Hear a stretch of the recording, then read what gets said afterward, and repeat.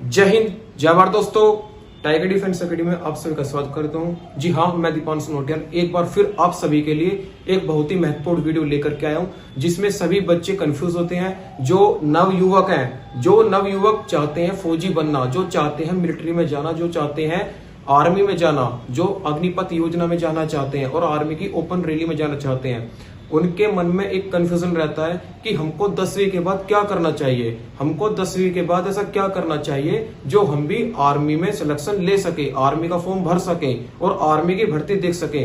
तो आज मैं आपको पूरा विस्तार से बताऊंगा। आप मेरी वीडियो पूरा देखिएगा और मेरे चैनल को सब्सक्राइब करिए और ज्यादा से ज्यादा ये वीडियो शेयर कीजिए, जिससे कि मेरी वीडियो उन सभी बच्चों तक पहुंच जाए जो बच्चा 10वीं में है या 10वीं जो पास कर चुका, जो फौज में जाना चाहता है, उस तक ये वीडियो पहुंच जाए।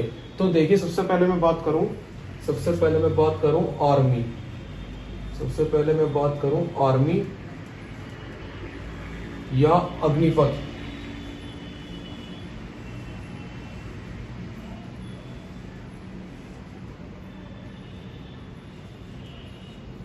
आर्मी या अग्निपथ। देखिए, इसमें सबसे पहले आज 1 जुलाई है और आज से ही फॉर्म निकलने स्टार्ट हो गए हैं आर्मी अग्निपथ योजना के तहत। आर्मी अग्निपथ योजना के तहत आप अग्निवीर बनोगे 4 साल के लिए। जो बच्चा 10वीं पास है या जो 12वीं पास है, वो फॉर्म भरना चाहता है तो वो इस वीडियो को पूरा देखिएगा। देखिए, सबसे पहले आप फॉर्म भरते समय एक गलती करते हो। पहले अपनी ये त्रुटि सुधारें और ये त्रुटि सुधारने के बाद आप सभी लोग फॉर्म भरें, क्योंकि ऐसा होता है कि अगर आपकी ये त्रुटि होती है तो आपके फॉर्म को रिजेक्ट कर दिया जाता है, जिसके लिए आपको फिर साल, 1.5 साल, 2 साल इंतजार करना पड़ता है और आपका सपना टूट जाता है। इसलिए मैं चाहता हूं कि आपका फॉर्म रिजेक्ट ना हो, आप सभी बच्चों का फॉर्म एक्सेप्ट किया जाए और आप सभी भर्ती देख सकें। सबसे पहले कैंडिडेट नेम।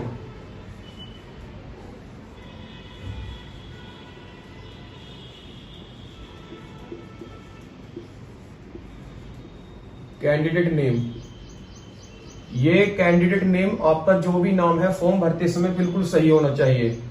दूसरी बात, father name. Father name, father name आपका बिल्कुल सही होना चाहिए। जो बीच में लिख देते हैं स्पेस वगैरह का भी ध्यान रखना कि आपके पिताजी के बीच में, नाम के बीच में और सरनेम के बीच में स्पेस है या नहीं है, या स्पेलिंग किस प्रकार है। इस चीज का मोस्ट इंपोर्टेंट आप ध्यान रखना, क्योंकि भारतीय सेना की साइट पर एक बार रजिस्ट्रेशन होता है, बार बार नहीं होता। उसके बाद mother name. Mother name same अपनी मम्मी के नाम में देख लेना कि सरनेम क्या है, स्पेलिंग ठीक है या गलत है, या बीच में जो स्पेस है वो है या नहीं है। बहुत अच्छे ढंग से ध्यान रखना। 4th, DOB, date of birth. आपकी डेट ऑफ बर्थ में अगर गलती हुई तो फॉर्म रिजेक्ट कर दिया जाएगा। ये बात आप लोग ध्यान में रखें, क्योंकि आपका जो आंकलन होगा वो आधार कार्ड और 10वीं की मार्कशीट से होगा। और यही चीज महत्वपूर्ण है, जो आपकी 10वीं की मार्कशीट में हो, चाहे वो नाम हो, चाहे वो डेट ऑफ बर्थ हो, चाहे वो एड्रेस हो, जो भी आपका 10वीं की मार्कशीट में उल्लेखित हो, वही आप बिल्कुल फॉर्म में निकलवाना। फॉर्म में वही आप फॉर्म में चढ़वाना। ऐसा मत कर देना कि मार्कशीट अलग है और आपने फॉर्म अलग भरवाया। बिल्कुल मार्कशीट के आधार पर जो नाम मार्कशीट में है वो नाम फॉर्म में भरवाना। जो DOB, डेट ऑफ बर्थ आपकी मार्कशीट में है, 10वीं की मार्कशीट में है, वही आप आर्मी के फॉर्म में डलवाना। जो आपका माता का नाम या पिता का नाम मार्कशीट में है, वही आप फॉर्म में डलवाना। बिल्कुल पूरी मार्कशीट का सारा डाटा आप फॉर्म में देना। एक भी अक्षर या कोई भी स्पेलिंग ना तो कैपिटल हो ना स्मॉल में हो, या कोई स्पेस ना हो, गलती मत कर देना। बहुत ध्यान से फॉर्म चेक करके तब उसको सबमिट करना। डेट ऑफ बर्थ बिल्कुल अपनी सही, जो आपकी डेट ऑफ बर्थ बिल्कुल सही हो वही डेट ऑफ बर्थ डालना। अच्छा, 5वां, आधार कार्ड नंबर। आधार कार्ड नंबर, आधार कार्ड नंबर आधार कार्ड नंबर, जो आपके आधार कार्ड में नंबर हो बिल्कुल मैच कर लेना, अच्छे ढंग से मैच कर लेना और सबमिट कर देना। 6। फिर लास्ट होती है आपकी फोटो।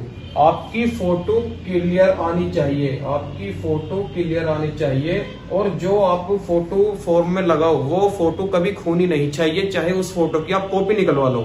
ऐसा मत कर देना कि फॉर्म में आपने दूसरी फोटो लगाई और भर्ती के टाइम पर आप दूसरी फोटो लेकर जा रहे हो।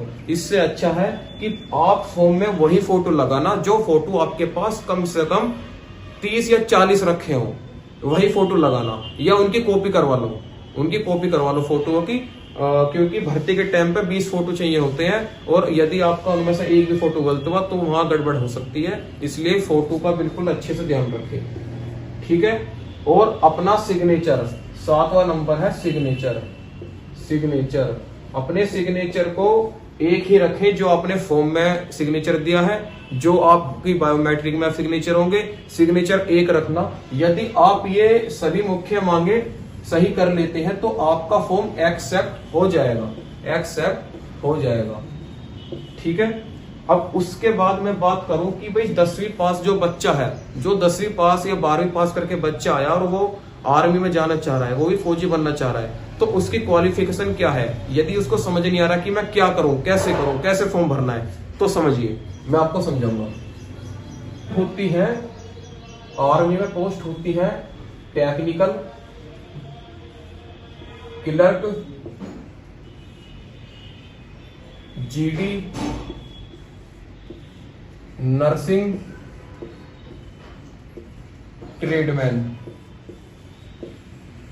ये वह पोस्ट होती है जो 10वीं और 12वीं के बेस पर होती है, जो 10वीं और 12वीं के बेस पर होती है। यदि मैं सबसे पहले टेक्निकल की बात करूं, देखो बहुत से बच्चे बोलते हैं कि सर इनमें 45% से ऊपर मांगते हैं, लेकिन हमारी परसेंटेज कम है, या प्रत्येक सब्जेक्ट में 33 से ऊपर मांगते हैं, उसमें भी हमारे नंबर कम है। तो आपका पूरा डाउट क्लियर कर दूंगा, ये वीडियो पूरी देखें। देखिए सपोज करिए जैसे आपने थियोरी, एक होती है थियोरी, एक होता है प्रैक्टिकल, एक होता है total mark, total theory practical. यदि आपने 10वीं क्लास की थ्योरी में सपोज करो आप थ्योरी में 25 नंबर लेकर आए और प्रैक्टिकल में आपके जुड़ गए 20 नंबर, तो टोटल हो गए आपके 45 नंबर, ठीक। यदि आप जो है थ्योरी में आप 30 नंबर लेकर आ गए, प्रैक्टिकल में आप 20 नंबर लेकर आ गए, तो ये टोटल हो गए आपके 50 नंबर। हमेशा ध्यान रखना कि जब भी आप आर्मी का फॉर्म भरोगे या आर्मी की भर्ती देखोगे या ओपन रैली देखोगे, चाहे अग्निपथ के तहत हो या आर्मी की कोई सी भी हो, चाहे टेक्निकल हो, क्लर्क हो, जीडी हो, नर्सिंग हो, ट्रेडमैन हो, उसमें आपको देखने को मिलेगा कि आपको प्रत्येक सब्जेक्ट में 33 से ऊपर नंबर चाहिए, प्रत्येक सब्जेक्ट में 33 नंबर से ऊपर नंबर चाहिए, यानी कि टोटल चाहिए 33 से ऊपर। थ्योरी नहीं देखना, प्रैक्टिकल नहीं देखना, थ्योरी और प्रैक्टिकल दोनों को मिलाकर के टोटल आपका 33 से ऊपर होना चाहिए। जैसे 33 से ऊपर ये 45 है, ठीक है, चल जाएगा। 30 और 20 टोटल हो गए 50, 33 से ऊपर है, चल जाएगा। तो इस प्रकार होता है। और एक डाउट आपका और क्लियर करूं,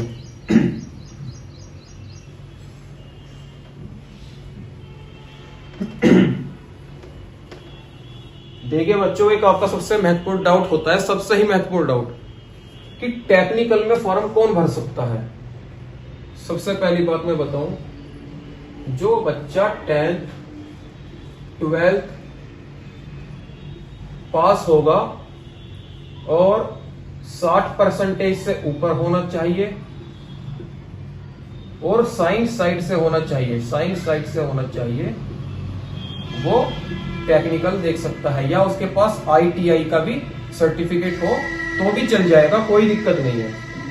ये तो हो गई टेक्निकल की बात। दूसरी क्लर्क की बात करूं,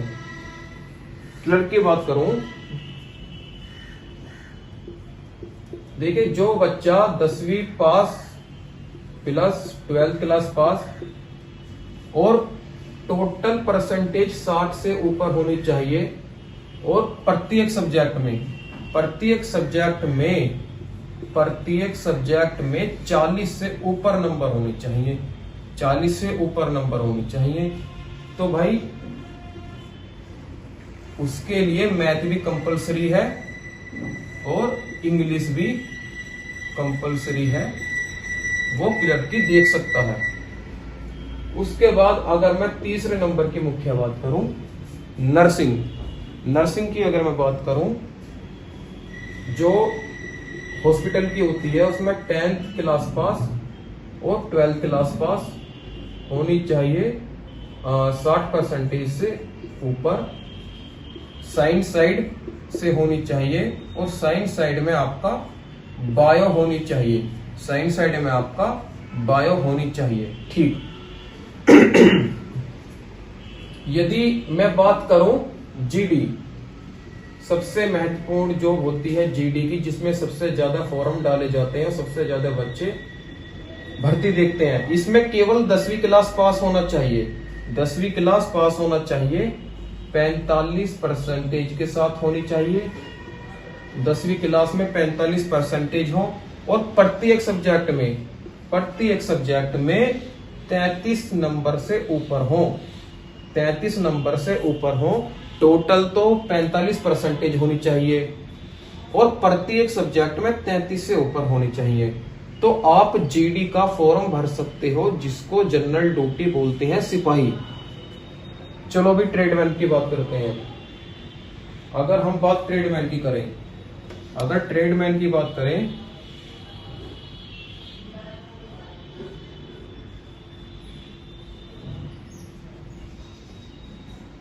तो ट्रेडमैन का देखिए, ट्रेडमैन में आपको 10वीं क्लास पास होना चाहिए, 10वीं क्लास पास होना चाहिए। बहुत से बच्चों को डाउट होता है कि सर मेरे 45% तो बन नहीं रहे, लेकिन 33 नंबर से ऊपर है सभी सब्जेक्ट में, तो हाँ वो ट्रेडमैन की भर्ती देख लेना। अगर आपके टोटल 45 नंबर हो या ना हो, लेकिन प्रत्येक सब्जेक्ट में अगर 33 से ऊपर नंबर है, तो आप लोग ट्रेडमैन का देख सकते हैं, ट्रेडमैन का देख सकते हैं। पर सब्जेक्ट ऊपर हो। ट्रेडमैन का मतलब है चाहे वो नाई हो, चाहे वो ड्राइवर हो, चाहे वो कुक हो, चाहे वो स्वीपर हो, चाहे वो माली हो, चाहे वो धोबी हो, वाशरमैन हो, कुछ भी हो, जो भी ट्रेड का काम होगा वो ट्रेडमैन का होगा। और हाँ, एक सबसे महत्वपूर्ण बात बता रहा हूं, सबसे ही महत्वपूर्ण बात, ये तो आप लोगों के समझ में आ गया होगा। देखिए जो बच्चा ये बोलता है कि सर मेरे 10वीं में ना तो 45% है और ना ही 33 से ऊपर नंबर है, तो वो बच्चा क्या करे? वो बच्चा क्या करे जिसके जो ट्रेडमैन की भर्ती देखना चाहता है, 10वीं पास तो है लेकिन 33 से पर सब्जेक्ट में ऊपर नहीं है, तो भाई वो 8वीं क्लास की ट्रेडमैन, वो 8वीं क्लास की मार्कशीट, यानी कि 8वीं पास और 10वीं पास, 8वीं पास और 10वीं पास, ये दोनों सर्टिफिकेट दिखाता है फॉर्म के अंदर, तो भाई वो ट्रेडमैन में भी चले जाएगा। तो ये मैंने आपको सभी मुख्य मांगे जो है बता दिए, जो आर्मी की मांगे हैं कि इसमें आपका क्वालिफिकेशन क्या मांगता है।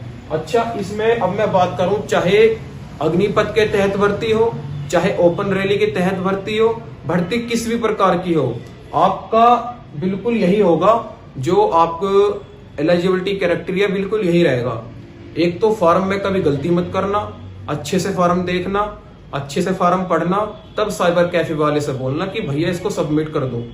उसके बाद आप टेक्निकल की देखना चाहते हैं, क्लर्क की देखना चाहते हैं, जीडी की देखना चाहते हैं, नर्सिंग की देखना चाहते हैं, ट्रेडमैन की देखना चाहते हैं। देखिए सबसे पहली बात, सबसे ज्यादा कंपटीशन जीडी में और ट्रेडमैन में होता है। इसका मुख्य कारण यह है क्योंकि ये वैकेंसी 10th क्लास पास की है और 10th क्लास पास आज की डेट में सभी होते हैं। चलो जी, ये बात भी मान ली।